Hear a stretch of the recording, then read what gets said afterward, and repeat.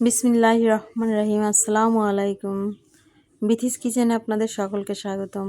আজ খুব সহজভাবে বাজারে ভেজাল ভেষণ কিনা ছাড়া বাসায় যে আমরা ডাল রান্না করে খাই, সেই ডাল দিয়ে আমি আপনাদেরকে পেঁয়াজি বা পাকোড়া বলেন, এটা আমি তৈরি করে দেখাচ্ছি। খুব সহজভাবে এটা আমরা বাসায় তৈরি করে নিতে পারি। বিকালের নাস্তা হিসেবে আমরা বাচ্চাদের বা বড়দের আমরা সবাই খেতে পারি।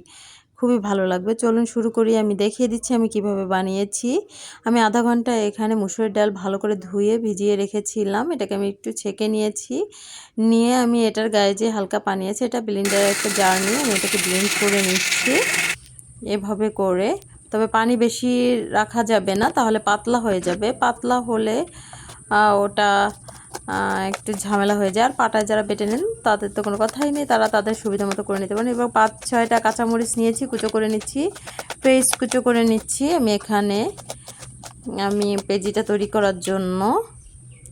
এবার আমি যে ডালটা পেস্ট করে রেখেছি এর ভিতর দিয়ে দিচ্ছি সামান্য কিছু, আমি শুটকি চিংড়ি দিচ্ছি স্বাদের জন্য, ভালো লাগবে তাই। হলুদ গুঁড়া দিয়েছি, মরিচের গুঁড়া, ধনিয়ার গুঁড়া, গরম মশলা এবং লবণ, সব কিছু দিয়ে আমি ভালো করে মিক্সড করে নিচ্ছি এভাবে করে একটা চামচ দিয়ে। এবার একটা চুলায় প্যান বসিয়ে দিয়েছি, তেল দিয়ে দিচ্ছি যতটুকু আমার ভাজতে লাগে।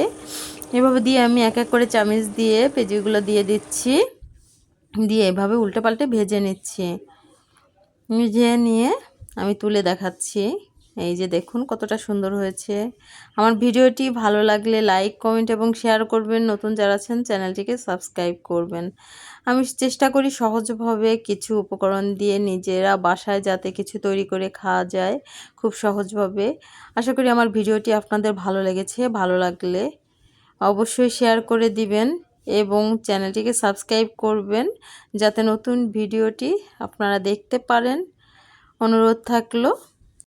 ডিসক্রিপশানে উপকরণগুলো দেয়া থাকবে এবং আপনারা তৈরি করে খাওয়ার পর আমাকে কমেন্টস করে জানাবেন কেমন হয়েছে। ভালো থাকবেন।